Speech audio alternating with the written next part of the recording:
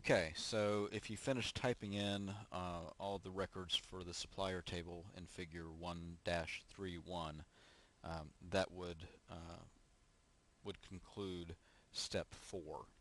Now, moving on to step 5, the really all that you want to do is you want to populate this with more data. And so all they've done is they have another database out there that's called company, and inside the company table is or inside the company database is a business table.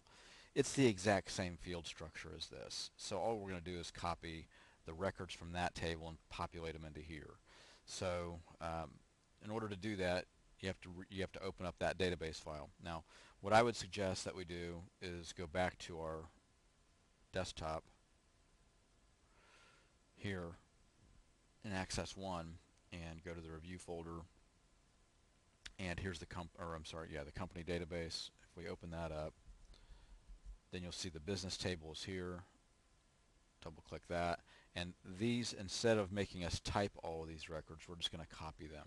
Okay, so a couple ways you can do it. You can, just like I just did, just click and drag like that, or you can click this little upper left thing here.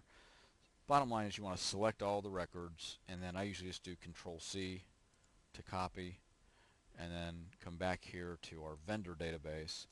And then when you go to paste, sometimes it's a little bit tricky. The easiest thing to do, in my opinion, is just to put your mouse right on the asterisk itself and then right click it and choose paste, like that. And it'll paste all the records that you just copied from the other table into here. And so you'll say yes. Pardon me. So if as long as you have your field names typed just the way they're supposed to be, you shouldn't have any problems pasting these records in here like that. Then go back here to company database. We don't need this anymore, so I'll just exit out of this file entirely. I do not want to keep it on the clipboard, so I'll say no there. All right, so that step 5 is really, that's all you're doing. You're just opening up another database, getting into the business table, copy the records, paste them. And all right, so once we've done that, that's step 5. Then you move over to step 6, and now we want to resize our columns. I kind of was doing that on the fly a little bit, but what I would do, like we did at the end of the, I don't know, I think it was the second step, just click, drag across all the column headings like that, and then just double click like that.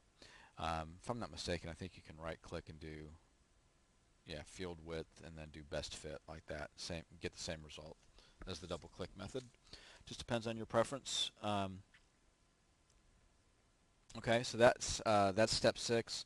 Once you have um, once you have entered all your records and you resize the fields, then just right click here and save like that, and I think we're then ready to close.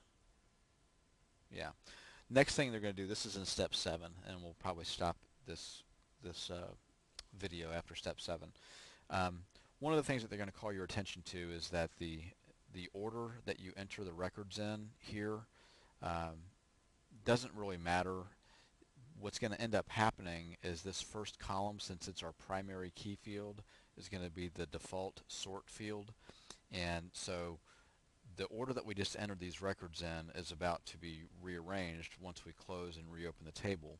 So like this won't be the second record anymore, this won't be the third record anymore, and all that, because it's going to sort by the supplier ID. So that's really what they're getting at in step 7. So we've saved our table, we can close it, and then when you reopen it, this is the navigation pane that they're referring to here in step 7.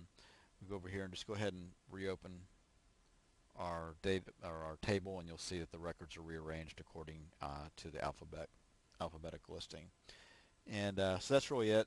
And then I think it doesn't really say to close, but let's go ahead and close this table, and then we'll stop here and come back and do step 8.